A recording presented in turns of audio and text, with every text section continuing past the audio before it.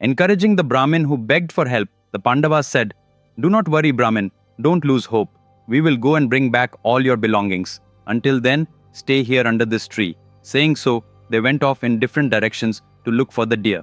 Everyone did spot the deer at some point, but the very next moment, it disappeared like a mirage. No matter how long they searched, the deer could not be caught. One by one, they all returned to the tree. At that moment, Nakula said, "Brother, there seems to be some trickery here. The deer appears for a moment and then vanishes in the next. And look, the Brahmin who was here is gone too. What sort of illusion is this?" No one could make sense of it, but all that running around after the deer had made everyone extremely thirsty. So Dharmaraja said, "Nakula, go and see if there's a pond or a lake nearby. Drink some water and bring some back for us as well." "All right, brother," Nakula replied and left. After a while, he found a beautiful lake. "Ah, water at last," he thought. He scooped some water in a vessel and was about to drink when a loud voice echoed around him. "This lake is mine. If you wish to drink its water, you must first answer my question." Startled, Nakula looked all around but saw no one. Assuming it to be his imagination, he ignored the warning and drank the water anyway. He managed just a few steps away from the lake when suddenly his breathing stopped. He shouted, "Brother!" in a loud voice and collapsed. Hearing Nakula's cry, the other Pandavas grew alarmed. Yudhisthira sent Sahadeva to check on him. The same thing happened to Sahadeva. The warning voice, the disregard for the question, then he drank the water and collapsed. Later, Bhima and Arjuna also suffered the same fate. Worried about his brothers, Dharmaraja went looking for them and arrived at the lake. There, he found his 4 brothers' bodies lying in the bushes around the water. Gathering them in one spot, he looked at them and wept. "What happened to my brothers? They are my life. Life without them is meaningless. Perhaps they died because they drank the water of this lake. Then I shall join them." He took the vessel to fill it, intending to drink. But that same loud voice echoed, "This lake is mine. If you wish to drink its water, you must first answer my questions." "Who are you?" Dharmaraja demanded. "Are you the one responsible for my brothers' deaths? If you have the courage, show yourself." Immediately, a Yaksha appeared in the form of a giant stork. The Yaksha said, "I warned them, but they refused to listen. They drank the water and so they ended up like this. First, answer my questions. Then we can talk about what to do about your brothers." "All right," replied Dharmaraja. "Please ask. I will answer you to the best of my knowledge." The Yaksha began asking his questions and Dharmaraja gave his answers. "What is the greatest dharma? Non-violence. How can a person remain happy? By never losing one's virtue. How does a person earn fame? Through generosity. What is true knowledge? Knowing the difference between good and evil. Who is a scholar? One who knows righteousness. Who is a fool? One who argues without understanding dharma. How does a person gain wisdom? By serving and respecting elders. What helps a person grow? Courage. What is swifter than the wind? The mind. What is more numerous than blades of grass? Thoughts. What is greater than dharma itself? Generosity of spirit. What is most worthy of praise? Skill. What should one definitely acquire? Knowledge. What is the greatest wealth? Good health. What must remain under one's control? One's intellect. What destroys a person? Pride. What must a person never possess? Anger. What must one abandon to be happy? Greed. What shows the way? Goodness. Who is a true renunciate? One who has self-control. What is real self-control? Control of the mind. What is tranquility? A steady, undisturbed mind. What is compassion?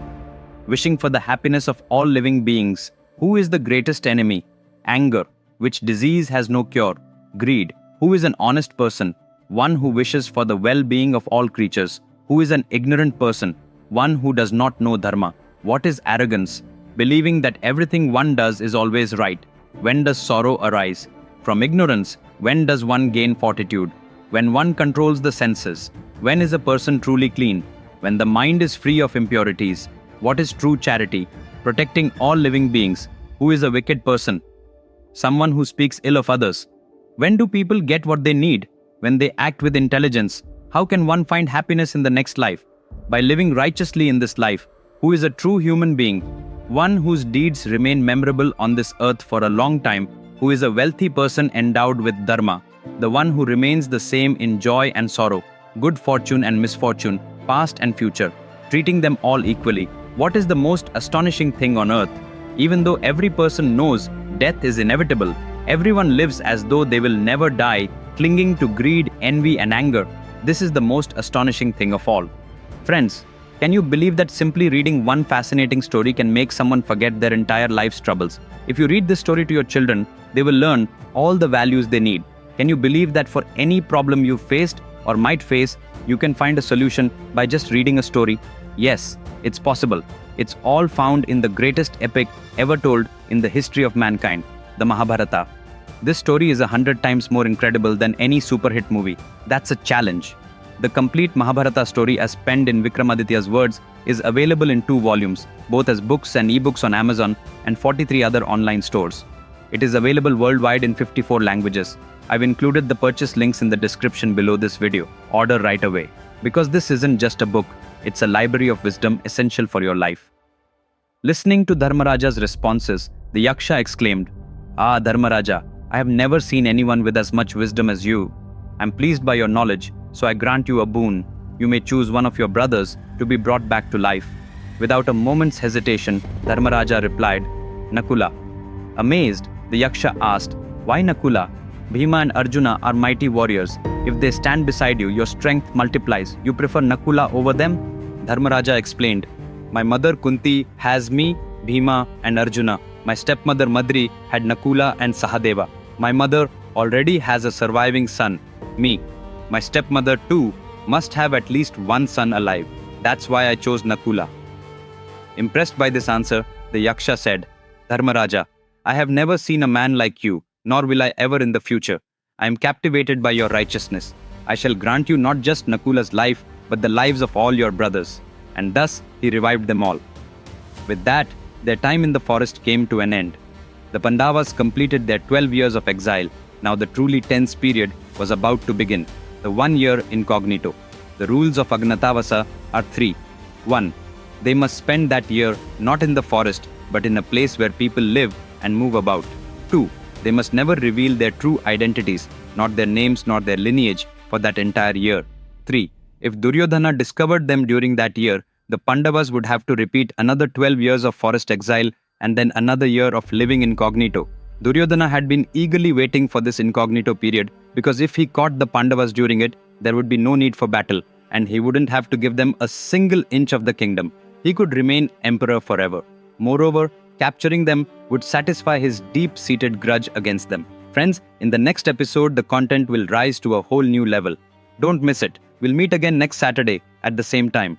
Meanwhile, order my Mahabharata books right now. The links are provided in the description below. And if you haven't subscribed to my channel yet, do so immediately. Until then, take care. Bye.